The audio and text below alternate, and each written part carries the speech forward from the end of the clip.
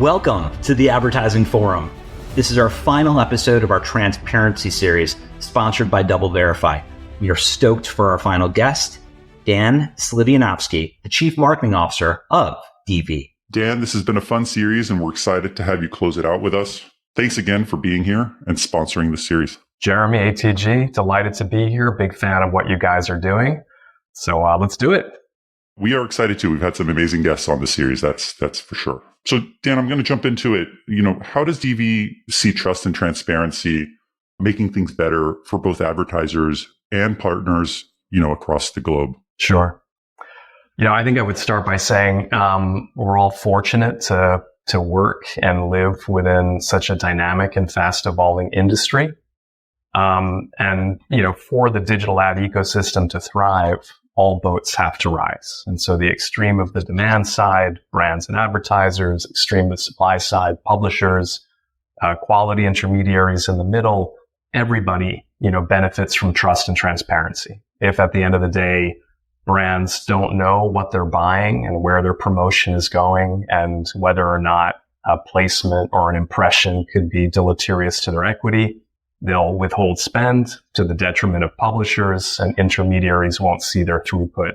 And so, a big part of why we exist is to basically address the objectives of all of those constituents. And when we do what we do well, we light up the digital ad ecosystem. We give brands clarity and confidence in their investments. We help quality publishers monetize. And of course, we boost throughput for programmatic intermediaries like SSPs and DSPs. So everybody wins. So you work with a variety of partners, obviously, in the space. How do you support these partners in understanding the variety of tech and measurement solutions that are out there in the market?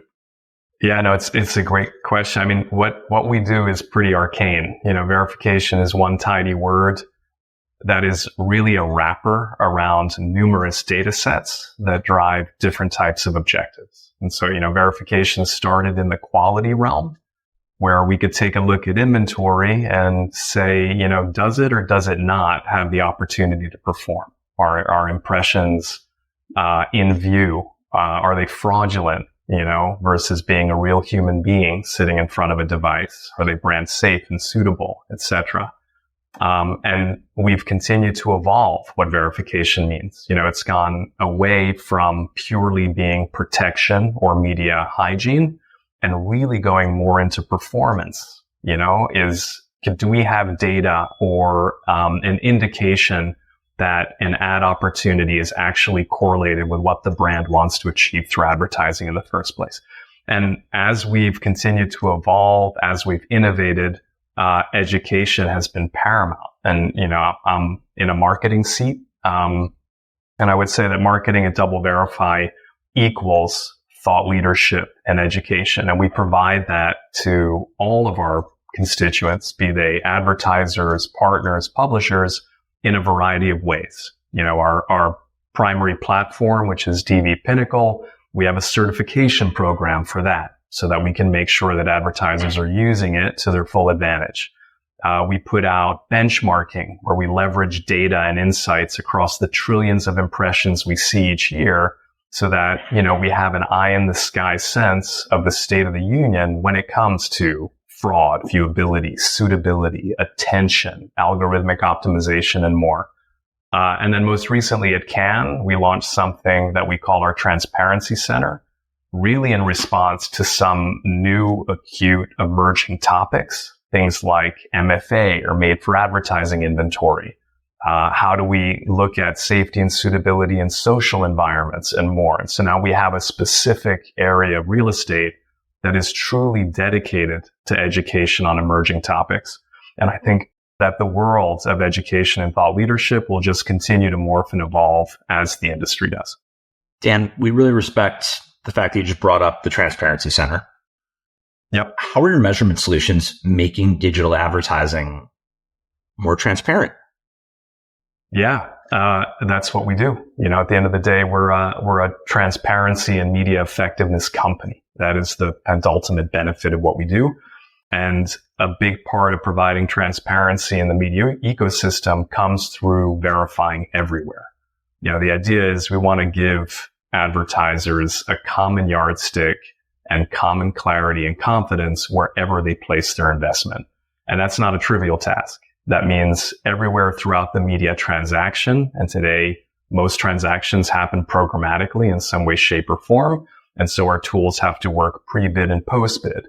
They have to work across all channels, across all formats, across platforms, across walled gardens, social, CTV, and they have to work globally. And the whole idea is, can we provide a common measure of media effectiveness, of media efficiency, wherever an advertiser places their investment so that they can make optimization and allocation decisions more effectively? As the Chief Marketing Officer of DoubleVerify, what industry challenges are you personally most proud to tackle? There are a lot. Again, it's a fun space because it is constantly changing. And I would answer that question in two ways. One, we solve for something that has nothing to do with our business model, but is a direct byproduct of verification doing its job. And that is, we keep the internet free and unfettered and accessible to all of humanity around the globe. And why does that happen? Because advertisers essentially pay for the internet. There's this thing called a fair value exchange where you and I give up our attention and engagement in exchange for seeing an ad. And, the prize for that transaction is we get access to content for free. That's only going to happen so far as brands feel like they're not getting ripped off or, their placements aren't optimized or are harmful to their brand equity, etc. And so number one is we ensure democratized access to content for all of humanity, and verification is the keystone to making that happen. The second piece is, we as an industry, I think there is an imperative for advertising to perform. And that's true in good times and good macroeconomic environments. And it's doubly true when times are tough, when every dollar spent has to be accountable and has to show an outcome. And it's really fun to be part of a company that is actively changing the definition of what verification means. And we are moving away from our core of media protection, things that speak to, does an impression have the opportunity to perform? And more in the direction of, can we show a correlation with true performance? Can we demonstrate that this ad or this impression is going to drive the outcome that the brand wants in the first place? And so we've got emerging data sets in the realm of attention, exposure and engagement, context, and even dynamic activation for programmatic buyers. You mentioned a lot, Dan, and this industry is often extremely complex and very complicated and sometimes hard to understand and keep track. How do you help marketers and how do you help consumers, be more effective and drive more effective ads during and in a time where it is very, very complex, very fragmented? Sure. I wanted to hinge on something you said, which I think is really, really important. We operate in a world, like digital advertising is a world of interdependency. And for it to work and continue to grow and evolve the way that it has to the benefit of all of us, it has to accomplish a few things for the entities that are involved in these transactions, right? It has to be impactful for the brand. And so again, the brand is paying and they need to demonstrate ROI for that investment. It needs to be sustainable for the publisher, meaning if you're a media provider or a maker, you have to earn and monetize. Otherwise, you're going to seek an alternate form of monetizing that content, probably through the consumer. And last, it has to be respectful of consumer privacy and choice. Consumers need to know how their data is being used and have the choice to interact with content and ads on their terms. But we are in a position where we sit adjacent to a value chain that deals with all of these constituents, and our solutions have to honor their objectives. Because if we don't, there won't be harmony and the entire ecosystem won't continue to thrive. And that is that's a principle that is core to how we build products, how we innovate solutions, how we work with our customers on all sides of the value chain. And I think it's going to stay true to how we evolve into the future. you provide such a Zen mantra in your responses, and ATG and I appreciate that. It's also a core to your business. As we head into Q4, what areas need the most attention and actual improvements in our space? Sure. So, I would say that the one pinnacle area that I'm most excited about, and I think many within the company would say they're most excited about, is how we harness AI for better. And that's probably an overused sentence, right? Everyone is talking about it. Those are the two most common and powerful vowels of 2024. But again, if you think about what I described in terms of how we've evolved our solutions, moving from data sets that are proxies for media effectiveness more toward the holy grail of actually being predictive of media effectiveness, AI gives us fuel to do that better than ever. And the one area that we're super excited about, where we have a solution that we are integrating and growing, is around dynamic activation. And by that, I mean, there is a new era that is happening for programmatic buying, where an advertiser, instead of using tools that are only resident within their buying platform, will be able to port over and bring in their own custom algorithm.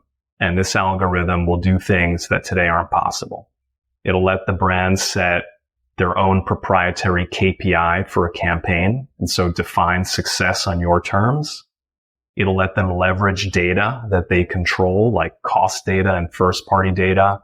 It'll bring in literally limitless data sources from third parties, including us, media quality and performance data. And it'll look at everything that's happening in the bid stream.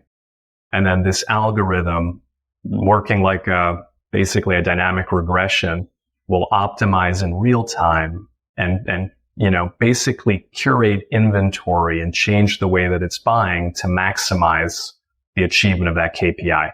And what we've seen, the net effect of that is you drive down cost, you increase impression delivery, and you boost performance as you define it, which is nirvana. That's pretty much as close as you can get to actually driving the outcome as you can do it. And we predict that this is going to be as disruptive to media buying as auction-based programmatic was almost 15 years ago. And that was a sea change at the time. Dan, this has been really insightful. Thank you so much for your partnership and sponsoring this series. We're really excited to release this episode. Thank you for all the listeners. Looking forward to coming out with our next series soon. Thank you. Delighted to be here.